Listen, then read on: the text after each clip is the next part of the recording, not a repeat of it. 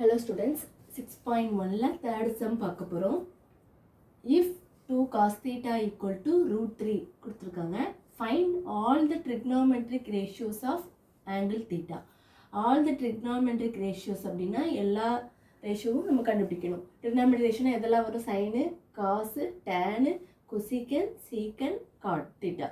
இப்போ இந்த 6 வேல்யூஸும் நம்ம கண்டுபிடிக்கணும். அதுதான் find all the trigonometric ratios வந்து கண்டுபிடிக்க சொல்லியிருக்காங்க. அவங்க கொடுத்துருக்கிறது வந்து என்னென்னா 2 cos theta equal to root 3. அப்போ ஒரே ஒரு இது தான் கொடுத்துருக்காங்க. அதை வச்சு தான் நீங்கள் மற்ற வேல்யூ எல்லாமே கண்டுபிடிக்கணும். ஃபஸ்ட்டு கொடுத்துருக்கிற கிவன் எழுதிக்கோங்க. 2 cos theta equal to root 3. அப்போ நம்மளுக்கு இதிலேருந்து நம்மளுக்கு cos theta கிடச்சிடுமா? அப்போ root 3 மல்டிப்ளிகேஷன் இந்த பக்கம் போகும்போது டிவிஷனாக மாறிடும். root 3 divided by 2. இப்போ டயக்ராமில் நம்ம போட்டுடலாமா? நம்மளுக்கு ஒரே ஒன்று தான் கிடச்சிருக்கு. கொஸ்டின் கொடுத்துருக்காங்க, அதில் காஸ் தீட்டா மட்டும்தான். அதை வச்சு காஸ் தீட்டானா உங்களுக்கு என்னது? Adjacent by hypotenuse. அப்போ அட்ஜசன் வந்து root 3, ஹைப்போட்னஸ் வந்து 2. இப்போ டயக்ராமில் ABC right angle triangle draw பண்ணிக்கோங்க.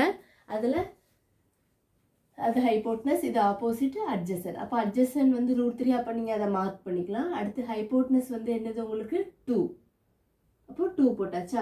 நெக்ஸ்ட்டு இப்போ நம்மளுக்கு எது தெரியாது? ஆப்போசிட் சைடு தான் தெரியாது. அப்போ நம்ம அதை தான் கண்டுபிடிக்கணும். அதை கண்டுபிடிச்சா தான் நம்ம மொத்த trigonometric value sine theta, cos theta, tan, cosecant, secant, காட்லாம் நம்ம கண்டுபிடிக்க முடியும். அப்போ பித்தாகரஸ் தேரம் படி ஃபார்முலா என்னது? AC square equal to AB square plus BC square எழுதிக்கலாமா? அதான் அந்த பக்கம் எழுதியிருப்பேன். அதில் ஏசி உங்களுக்கு தெரியுங்கனால நான் 2 போட்டிருக்கேன். 2 ஸ்கொயர் ஆயிருமா? அடுத்து அந்த பக்கம் பாருங்கள், ஏபி ஸ்கொயர் வந்து உங்களுக்கு வந்து தெரியாது, அதனால ஏபி ஸ்கொயர்னே போட்டிருக்கேன். பிசி ஸ்கொயர் வந்து root 3னால root 3 square. root 3னா root 3 square பண்ணால் நம்ம என்ன root 3 × root 3னா நம்மளுக்கு என்னது? 3 கிடைக்கும். அதுதான் அடுத்த ஸ்டெப்பில் போட்டிருக்கேன். 4 ஈக்குவல் 2 ஸ்கொயர் வந்து என்னது?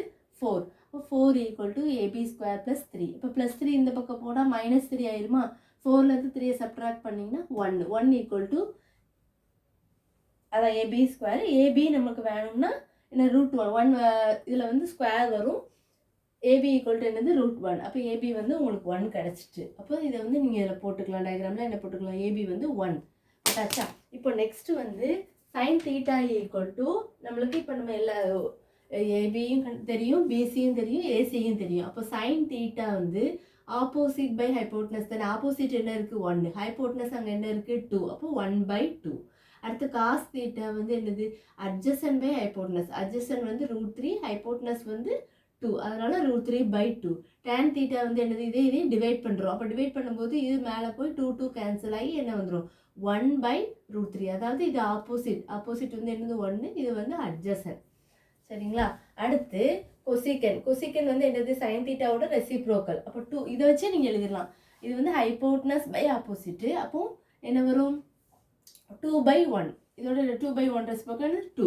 அடுத்து சீக்கன் தீட்டா வந்து காஸ் தீட்டாவோட ரெசிப்ரோக்கல். அப்போ என்ன வரும்? இது அப்படி தலைகீழ போட்டிங்கன்னா 2/√3. நான் வந்து இதில் ஃபார்முலா எழுதலை, நீங்கள் அதை எழுதிடணும். Sine theta equal to opposite side by hypotenuse போட்டுட்டு தான் 1/2ன்னு எழுதணும். நாங்கள் இடம் சின்னதாக இருக்கனால இதை மட்டும் எழுதிருக்கேன். நீங்கள் எழுதும்போது எக்ஸாம்லாம் கரெக்டாக எழுதும்போது சைன் தீட்டா அப்புறம் opposite by hypotenuse equal to ஆப்போசிட்டோட வேல்யூ 1, ஹைப்போட்னஸோட வேல்யூ 2ன்னு எழுதணும். அடுத்து சீக்கன் தீட்டா வந்து 2/√3. அடுத்து காட் தீட்டா வந்து என்னது? இதோட ரெசிப்ரோக்கல் √3/1 வந்து உங்களுக்கு இது √3. அதாவது இது வந்து ஆப்போசிட் பை அட்ஜசன்னா இது என்னதான் இருக்கும்? Adjacent by opposite. Adjacent √3, opposite வந்து 1. அப்போ ரெண்டையும் டிவைட் பண்ணும்போது என்ன வரும்? √3/1 √3. இவ்வளோதான் அந்த சம்மு. மெயினாக நீங்கள் தெரிஞ்சுக்க வேண்டியது Pythagoras theorem formula AC square equal to AB square plus BC square. எந்த வேல்யூ இல்லையோ அதை போட்டு கண்டுபிடிச்சிட்டு தான் நீங்கள் அடுத்து இந்த ட்ரிக்னாமெட்ரிக் ரேஷியோஸ் கண்டுபிடிக்கணும்.